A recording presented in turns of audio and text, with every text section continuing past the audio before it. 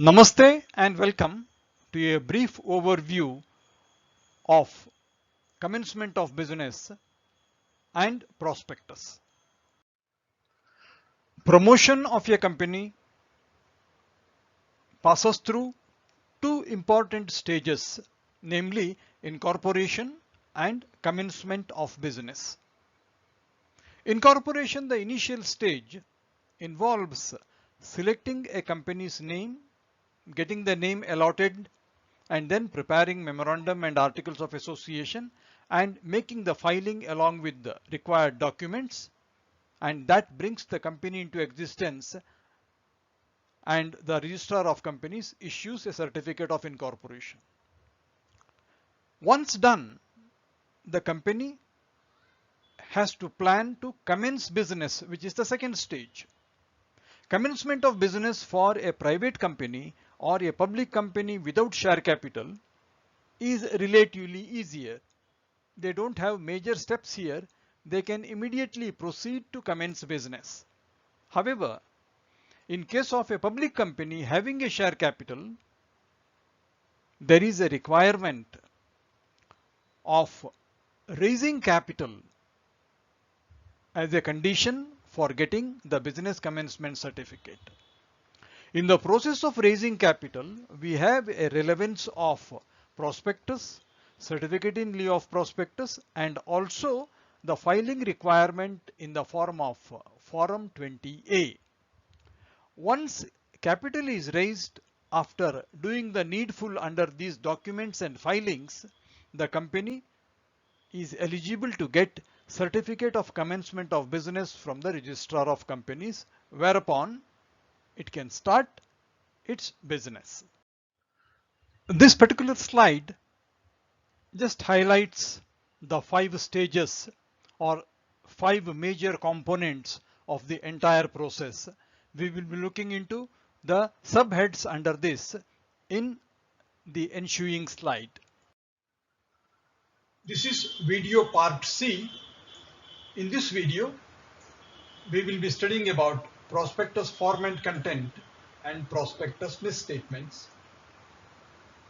Please refer to video part A for commencement of business and public offer, and please refer to part B video for prospectus types.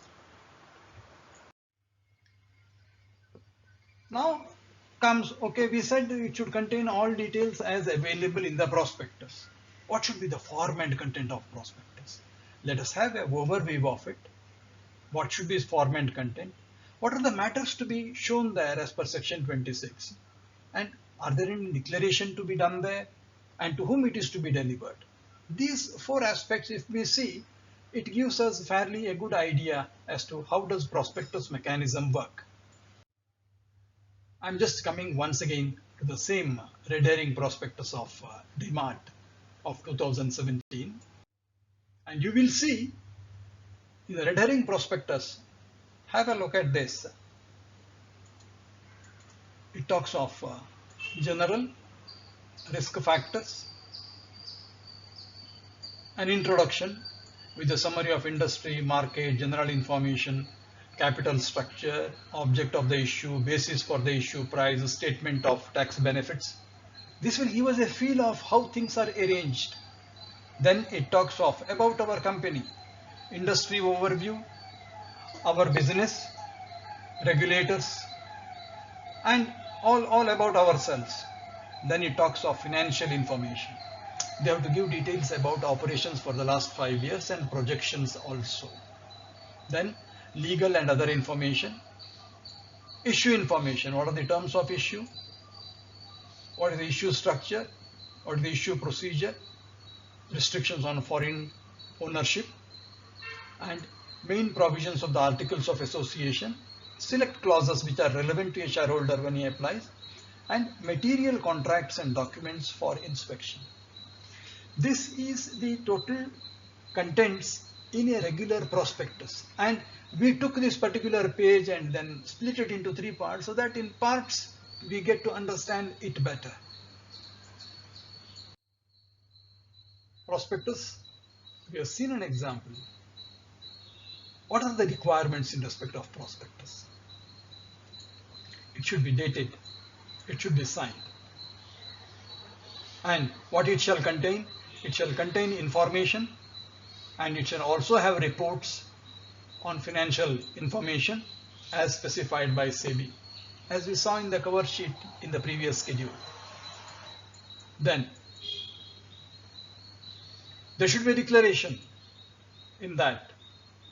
Every prospectus makes a declaration that we have followed Companies Act, we have followed Securities Contract Act 1956 and SEBI Act 1992, and there is a strict compliance of the provisions.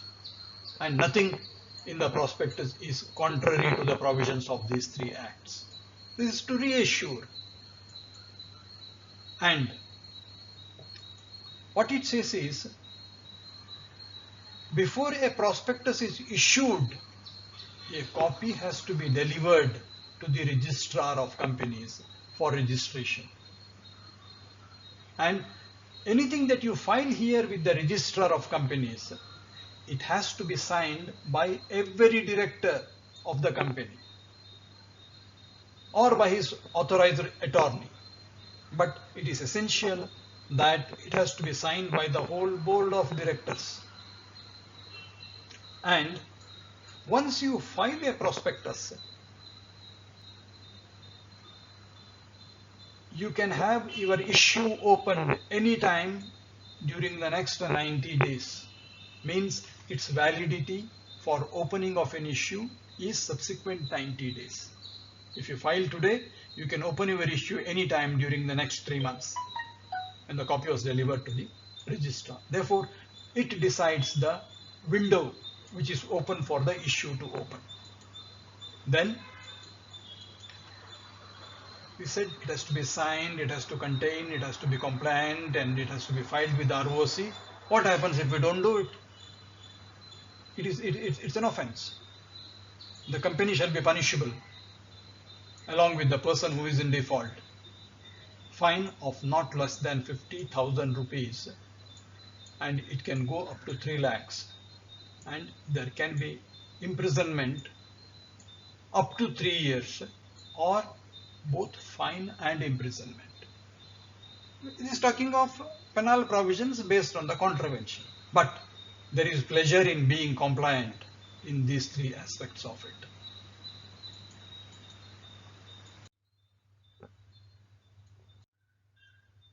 Now, what are the matters to be stated?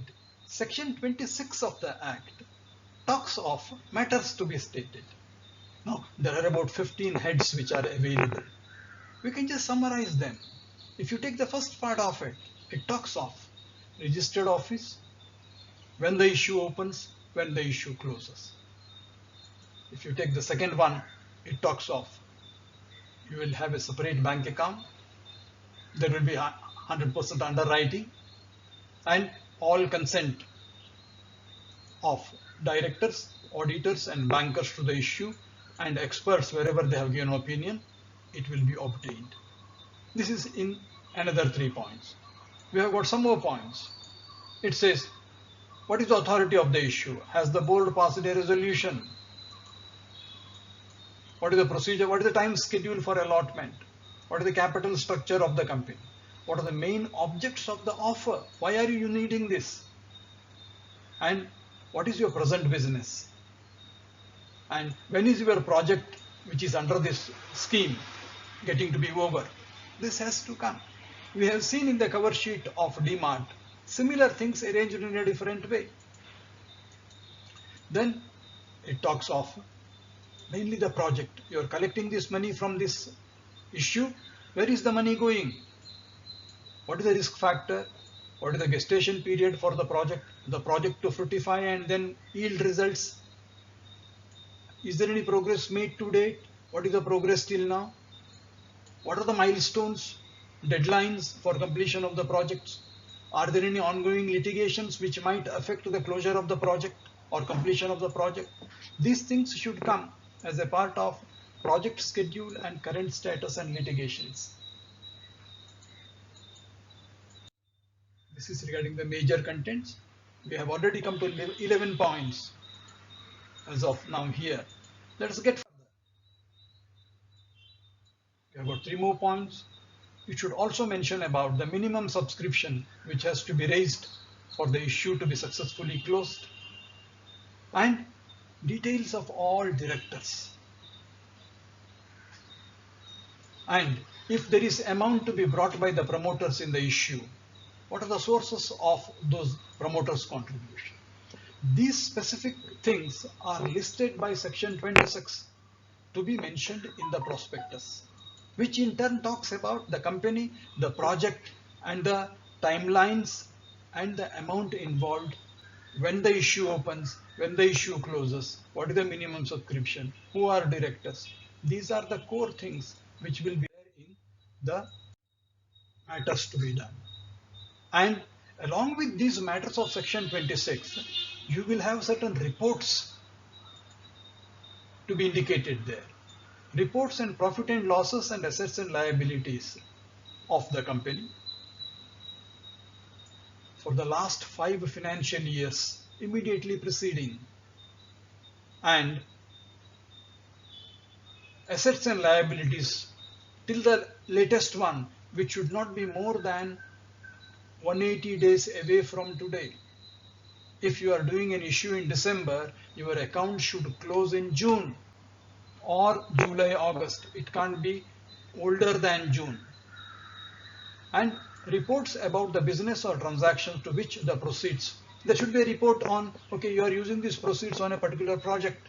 There should be a report from auditors on how much has been spent on that, what is the progress as of today. These financial information reports are a part of requirement as per the Companies Act. Then there should be a declaration of compliance of provisions of the Act, SEBI and Securities Contract Act. And there may be other reports, as may be case by case specified. Depending on the nature of the product, process or the company, SEBI may or ROC may seek additional reports to be put to give confidence to the investors. And then comes next aspect of mandatorily every prospectus will state on the face of it that we have delivered a copy of this for registration to registrar. Means a prospectus can come into the market only after it has been filed with the ROC, and that fact should be written on the top of the thing. And it will also say what are the documents required to be attached with the copy so delivered, and the date mentioned in the prospectus will be the date of its publication. It is filed with the ROC and there is a date mentioned that we are issuing this to the market on this day. It has been filed 3 days before. It will be stated there. And once again to repeat, no prospectus shall be issued unless a copy is delivered to registrar for registration, signed by every director of the company, and every expert report which is appearing in the prospectus. The expert will be a professional who doesn't have any personal interest in the company. He has to be professional, and there should be a written consent from the expert on putting his report in the prospectus, and he cannot withdraw the consent if it is already filed. He has to decide on whether his consent is there or not before the prospectus is filed with the registrar of companies. Now these are on declaration, delivery, and specific requirements of expert's consent, and he should be a disinterested person, and compliance with all acts. With this, we have seen what should be the contents of a prospectus. There are 3 aspects to be seen by us as to what happens if prospectus is used for playing mischief by making misstatements, wrong statements, making gullible public invest their money in a project which is good for nothing. prospectus, the Act, while dealing with the prospectus, provides for protection from these misstatements. Two types of liabilities: civil liability and criminal liability. And criminal liability also includes fraudulent instruments. Section 35 talks of civil liability, 34 and section 36 talk of criminal liability. We will see each one of them separately. Civil liability for misstatements in prospectus, section 35. What does it state? Where a person has subscribed for securities acting on a statement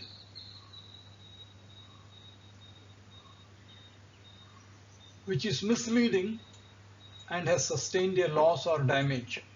There is a public issue comes, you invest in that based on the statement in the prospectus. Later you find it is a bogus company and you have lost your money. Subscription based on misstatement. Either they put a wrong statement or they omitted a statement. Supposing the promoter was arrested during the last 1 year on some moral turpitude cases. Prospectus didn't indicate that. Means that was a omission which misled you, and that is a misstatement, and you have subscribed, you have made a loss. You can claim a civil loss from him. What is the liability of the company? The company and every person who is a director, named to be a director or a promoter, or who has authorized the issue of prospectus, or an expert whose report appears in that, he shall be liable to pay compensation for the loss or damage caused. We have seen what is the offense, what is the damage, who is responsible, and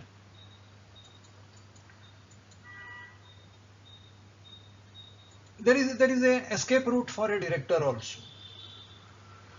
There is a claim against him. He can say, no, I did not consent to my name to be included as a director, and I have withdrawn my consent for the issue of prospectus, but in spite of that, they issued without my authority or consent. He has to give documentary evidence to the court on this. He can always say one more thing: the prospectus which was issued without my knowledge, but later when I came to know, I issued a public notice before the issue stating that I am not a party to this, and I have issued a public notice. Therefore, I am not liable for making the payment of compensation to the investor. This can be one part of it. It says further, as regarding misleading statement made by an expert, still the court can say, the company can say, no, the expert's opinion is perfectly right. He is a very, very competent person, and he had given a consent for us to put that report. Nobody can say you put a research report in the prospectus based on which I invested, I lost money. Company can take a stand. We have not made any mistake, and he is a competent person. These are safeguards available to the company, whereas this very clearly says if there is a misstatement and there is a loss, it can be recovered from the directors. This is so far as the civil liability is concerned. We have got one or two cases which say, how does it work? There is a golden rule as to statements or framing of prospectus. It says a prospectus should talk of truth, which is called golden legacy. The true nature of the company's venture should be disclosed, because you are collecting money from the people, which is savings of a lot of hard earning people. Everything must be stated scrupulously, accurately. Nothing should be stated as a fact which is not so. Nothing should be omitted, the existence of which might affect the quality of advantages. Therefore, there should be disclosure of true nature of the company's venture. There is a case where a person got a prospectus, he saw, he did not believe, he didn't buy the shares. He waited for the company to make the allotment. Subsequently, after the shares listed, the gentleman bought the shares in the market. He did not buy from the company directly from the public issue, he bought it from the market. And he made a loss. Then he said in the prospectus the company had indicated these things as misstatements. Court said the remedy of civil liability is available only when the shares are purchased directly from the company, not when you buy from the market separately. Directors cannot be made liable in infinitum for subsequent dealings. What it particularly says is that remedy is available for direct allottees, not for people who buy from the market. And there is one more case of Kilsant, when statements deemed to be untrue. It is a misstatement. For example, a company which issued a prospectus said our company has paid dividends regularly. See, when a company pays dividend regularly, presumption is company is making profits and paying dividend. But the fact was not so. The company was making losses, but they were making payment of dividend from accumulated reserves from the past profitability, which is a misstatement. And in this case, R versus Kilsant, it is a misstatement, and directors are liable for compensating the investor for the losses caused. And after liability, we have got criminal liability. In criminal liability, it's very simple and straightforward. Where a prospectus include a statement which is untrue, misleading, likely to mislead people, every person who authorizes the issue of such prospectus, every person who authorizes, who is authorizing, it is a director or an expert. Both, they are liable under section 447. Okay, we will see what is section 447, which deals with fraud. But this will not apply. Nothing in this section shall apply to a person if he proves that such omission was not relevant, and the statement was true, and the statement was necessary. If he fulfills these conditions, it is not a fraud. There is no criminal liability. Therefore, everyone always will try to see that he can get a safe passage using this route. Now, when we say 447, what is there in 447? Section 447 is a common clause in Companies Act which deals with fraud. It is simple wording. Any person who is found to be guilty of fraud involving an amount of at least 10 lakhs or 1% of turnover of the company, whichever is lower, if the fraud qualifies here, he shall be punishable for imprisonment for not less than 6 months, and it can extend up to 10 years. Therefore, 447 is a very, very powerful section. The moment your fraud is 10 lakh rupees or 1% of the turnover, whichever is less, you can be imprisoned from 6 months to 10 years. And if there is a public interest involved, he shall get a minimum of 3 years, not 6 months. This is the power of section 447. And punishment for fraud. We talked of imprisonment. Here there is something as he shall also be liable to fine, and the fine will not be less than the amount of fraud. If there is a fraud of 1 lakh, it will be 1 lakh, or it may extend to 3 times the amount involved in the fraud. Therefore, 447 talks of imprisonment, and it also talks of fine, which can go up to 3 times the amount of fraud. And after criminal liability, there is one thing, punishment for fraudulently inducing persons to invest money. Normally it is done by the private agents. And it says any person who knowingly makes any statement deceptive or misleading and deliberately conceals to induce any person to enter into agreement for buying the securities, to secure profit to any of the parties from the field of securities, or an agreement for or with a view to obtaining credit facilities from the bank. Once again, the act which is referred to is section 447. Criminal liability can be for misstatements in the prospectus to induce people to invest, and action by affected persons. Anyone who is affected under section 34, 35, 36, there is no qualification required. Whoever is affected by this misstatement or inducement, any misleading statement, he can file the case under 447 or 34 and 35. In this Part C video, we covered prospectus form and content and prospectus misstatement.